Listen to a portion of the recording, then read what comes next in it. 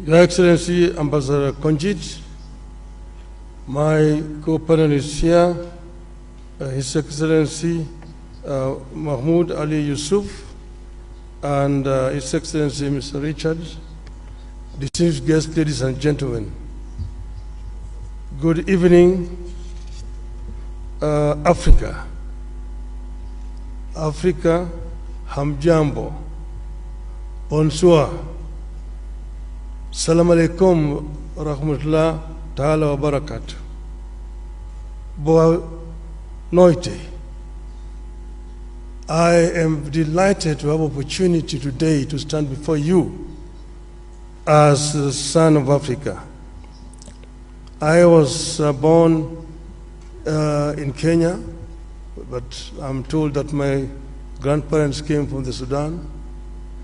I am a father of 4, a grandfather of 5, and a husband of 1 that I know of.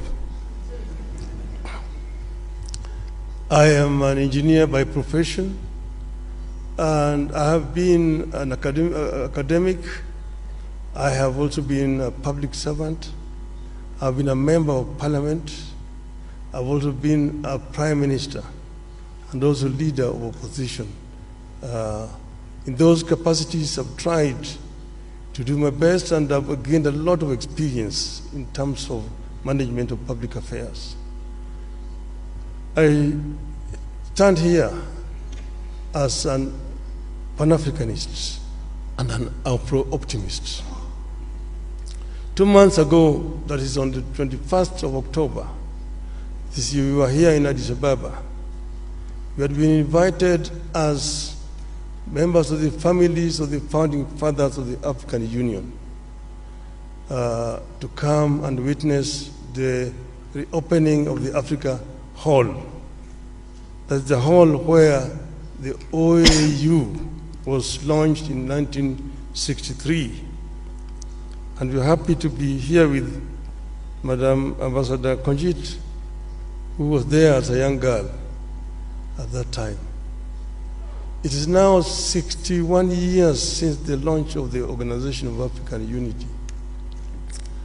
And at that time, if you read the speeches of the founding fathers on that day, they were very passionate, and all of them talked about African unity. Where there was a difference was, when do we achieve this unity? There are those who, under the school of thought, that the unity now.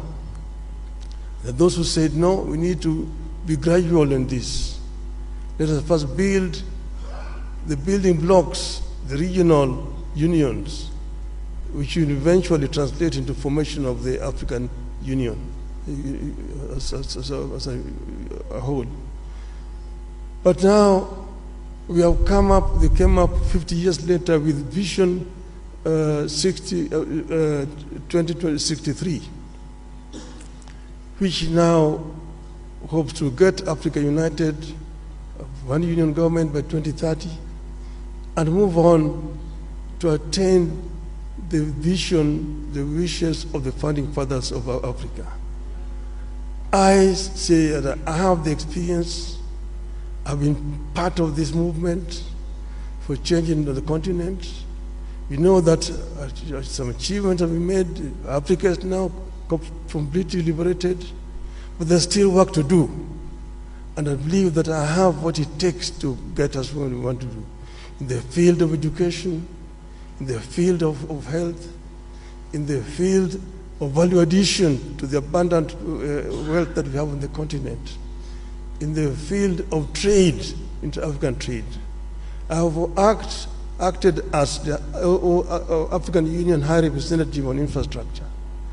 And in this I know that we have very comprehensive programs in PIDA, Program for Infrastructure Development of the Continent. What remains is action.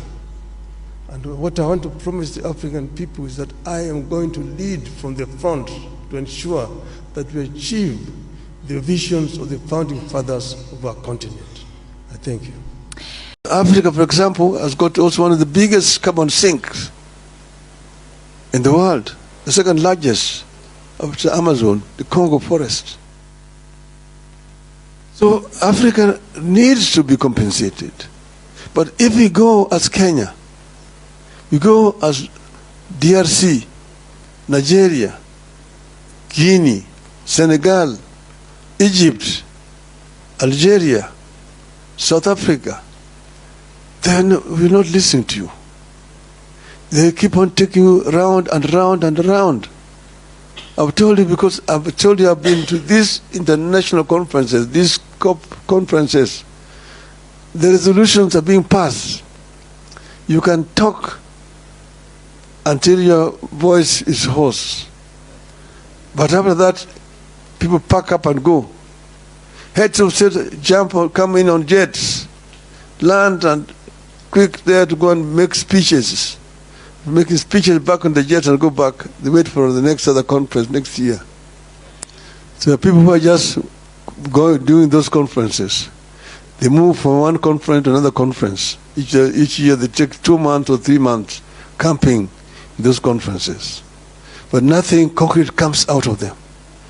We must make sure that something concrete comes out of those conferences.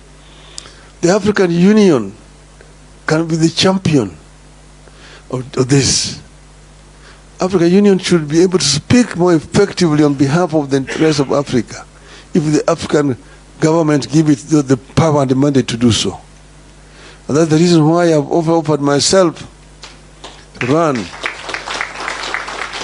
for the position of African Union chairmanship. I hope that I will be able to use that position effectively to represent Africa, to make sure that Africa claims this century.